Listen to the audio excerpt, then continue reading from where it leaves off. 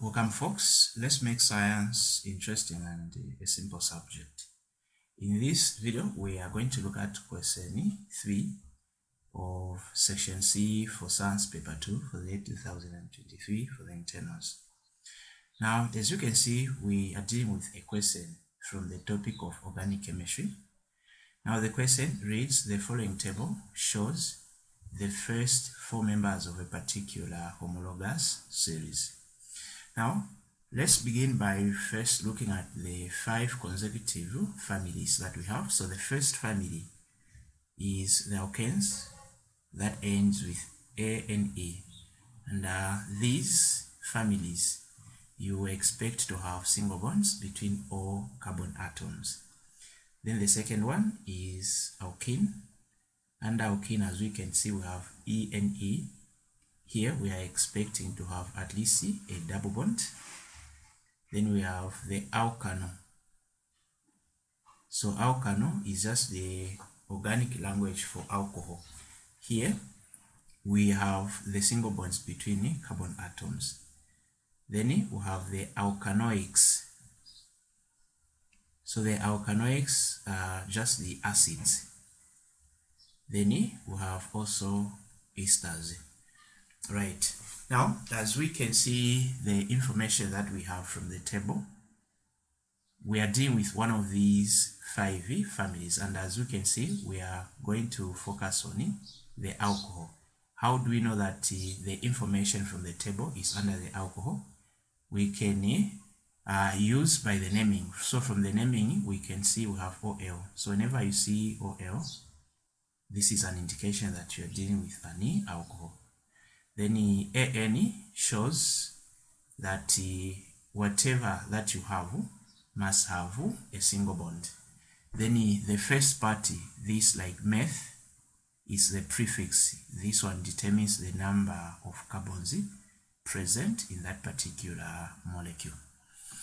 Alright, now what if you are given a molecular formula and want to determine the family where that particular molecule belongs to? You can look at this hydroxide. So hydroxide, OH, this is a representation that it is an alcohol. Right, now let's first look at the prefix. So the prefix is the first party of the name, and the prefix determines the number of carbons that you have. So the first one is the meth, as we can see from methanol. So meth has 1 carbon. Then the second one, we have eth, 2 carbons. Prop, 3 carbons. Bute, 4 carbons. Pent, 5 carbons. Hex, 6 carbons. Hept, 7 carbons. Oct, 8 carbons. Non, 9 carbon. Dec, 10 carbons. At least you need to have this in mind as long as you are dealing with the organic chemistry. Now after that is done, since we have identified the homologous series as we are dealing with, we need to write the general formula. So the general formula is Cn H2n plus 1 hydroxide. So this is the formula for all alcohol, and you can use this formula to determine the molecular formula for any member from this, as long as you are able to identify N. N is the prefix, or N determines the number of carbons. Now let's have a look at the first question. Question A, Roman number 1. So name and give the molecular formula of the next member in the table. So we have member number 1, 2, 3, 4. So the next member is the member number 5. So we are told to name. So how do we name alcohol? So the naming of alcohol first begin by, you state the prefix. So the prefix will be stated from the position. So the position is 5. So 5 is what? pent. So you write pent. Now after that is done, you need to identify the suffix. Now for the alcohol, the suffix is AN. This AN simply means that we are going to have the single bonds between all carbon atoms. So we add AN. Then the other rule is all alcohols ends with OL. So I'm just going to add OL from this. As we can see, the next member is pentanol. So that's what you have to do with naming. So the first one, prefix, the number of carbons, suffix AN tells us the type of bonds that we have. Then the last one is OL. This is just an indication that this is an alcohol. So we've dealt the naming. Now the other one is give the molecular formula. So to give the molecular formula, we need to now bring in the formula. So the formula is CN H2N plus 1 hydroxide. Now from this, N is equal to 5 since it's on position number 5. So let's now do some math.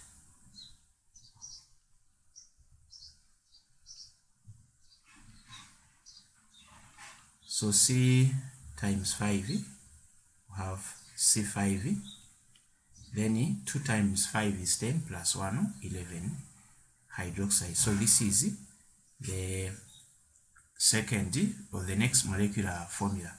So the naming is pentanol, then the molecular formula is C5H11OH. Now let's move on to Roman number 2. So Roman number 2, determine the relative molecular mass of propanol.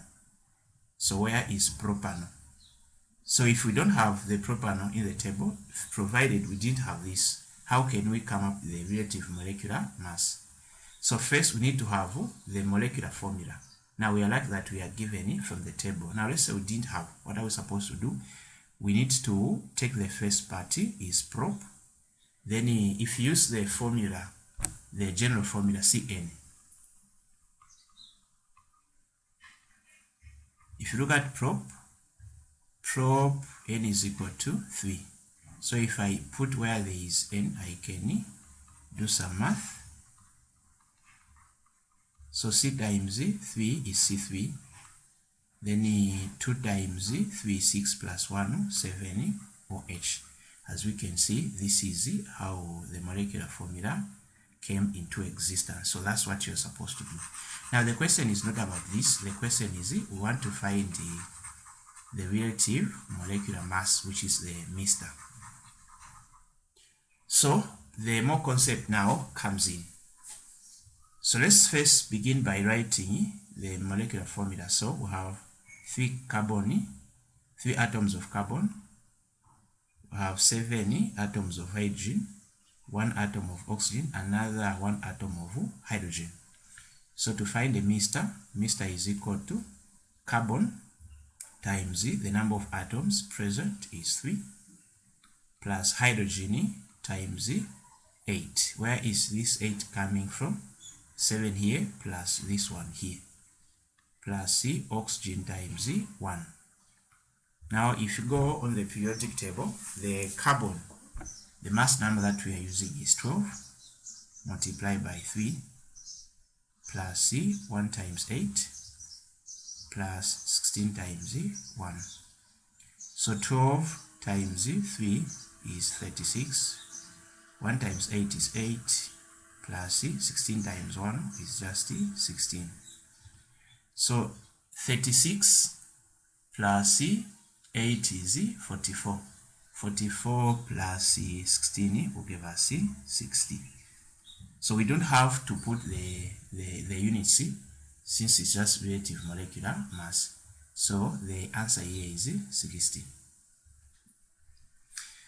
So we are done with this one. Let's move on to question B. So we are told ethanol can be manufactured from either ethene or glucose. Okay. Construct a chemical equation for the production of ethanol from ethene. Ethene is an alkene. So how can we make an alcohol from an alkene? We are going to use the process known as hydration. What is hydration? So hydration is the addition of water to an alkene to form alcohol.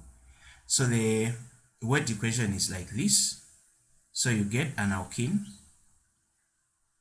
you add water in form of steam, then you are going to have alcohol. So in our case, we have an alkene is ethene plus water, then you get ethanol. So the concept is simple. If an alkene was, let's say, propene, the alcohol is propanol. If it was butene, the alcohol butanol. So that's a pattern. Now, we want the chemical equation. So how can we convert this into a chemical equation? So let me find some space here. So I'm going to bring here. So the chemical formula for ethene. Let's write first the chemical formula. We are going to use the general formula. So we know that it's C2H4, but where is this coming from? So the general formula for alkenes is CnH2n. Now from the F, we said we have 2 carbons, so it simply means N is equal to 2. So if we put where there is N here 2 and we do some math, this is how this formula came into existence. So the molecular formula for ethene is C2H4, then a gas plus CH2O. Now, I'm not going to go into detail how this reaction or mechanism occurs. We're just going to look at this one at grade 12 level. So at grade 12 level, we know that water is made up of hydrogen and hydroxide. So I'm going to move one hydrogen atom, then add it to this one. So if you do that, you are going to have 5 atoms of hydrogen, then the hydroxide must be written here. So must be written here. So this is our equation, and as we can see, it's a balanced chemical equation. So that is our answer. Then Roman number 2, using a named factor, explain how the rate of reaction for production of ethanol from this should be ethene, not ethane, could be affected because only an alkenes undergoes hydration, so should be a typing error.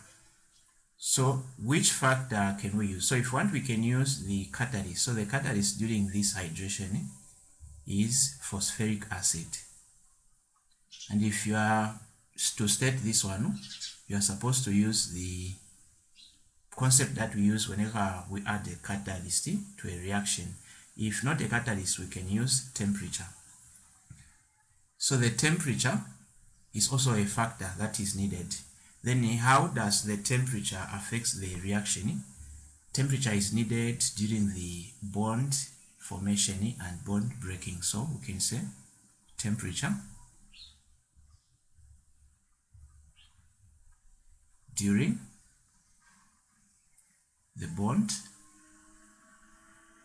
breaking and bond building. So during the hydration, there is bond breaking, at the same time there is bond building for ethanol to be produced. Then the other factor is pressure. So pressure must also be here. Then we know how pressure comes in. So the pressure forces the atoms to come closer. As the atoms are coming closer, then we have the reaction, the speed of the reaction becomes fast. We now look at question C, the last one. Calculate the mass of ethanol that can be produced from 144 tons of glucose. So we need to first look at the equation. So the decomposition of glucose to alcohol, this is fermentation. So plus C, the carbon dioxide. So the gas that is produced during fermentation is carbon dioxide. So glucose has C6, H12, or C6, ethanol, C2, H5, OH, plus C, carbon dioxide is C2, I mean CO2. To balance, from the left side we have 6 atoms of carbon. Then here we have 2 from alcohol and 1 from carbon dioxide. So let's put 2 here and 2 here. So that 2 times 2 is 4, plus 2 from carbon dioxide we have 6. Then 2 times this 5 is 10, plus another 2 is 12. As we can see, our equation is now balanced. So now after this is balanced, we can now go back to our question. So the question is, given the mass of glucose, which is 144 tons, what is the mass of the alcohol? So we don't know. Let's just put X here. So for a question like this one, you need to make sure that you write a balanced chemical equation, because if you just mess the balancing, then every calculation that comes becomes wrong. So I've written 144 tons for glucose on the left side because it's where the glucose is, and X for ethanol because that's the mass we are calculating. Then what is the next step here? We need to find the mixture for glucose. So I'm going to say mixture is equal to, from glucose we have 6 atoms of carbon plus 12 atoms of hydrogen plus 6 atoms of oxygen. So carbon has 12 times 6 plus 1 times 12 plus 16 times 6. So 12 times 6 is 72 plus 12 plus 16 times 6, I'm getting 96. So 96 plus 12 plus 72, I'm getting 180. So this is that I'm going to write on the left side because it's for glucose. Now the other one I'm going to find for alcohol. So alcohol, for ethanol, which is the alcohol. So I'm going to say mixture is equal to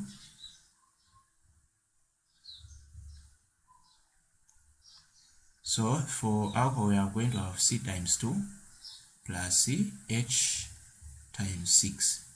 5 plus 1 is 6 plus O times 1.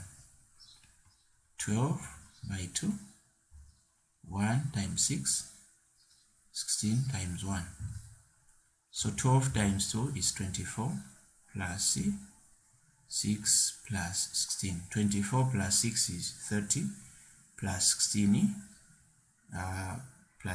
is 46. Now there is a 2 in front, so this number will be multiplied by 2 since we want we are looking for a balanced one. So 46 times 2 should be 92. So 92 is what I'm going to put here. Then I'm going to cross multiply.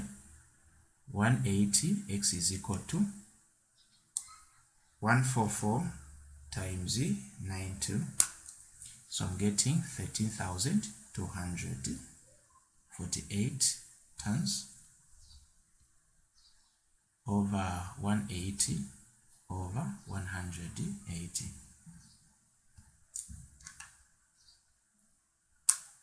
So I'm getting 73.6 tons.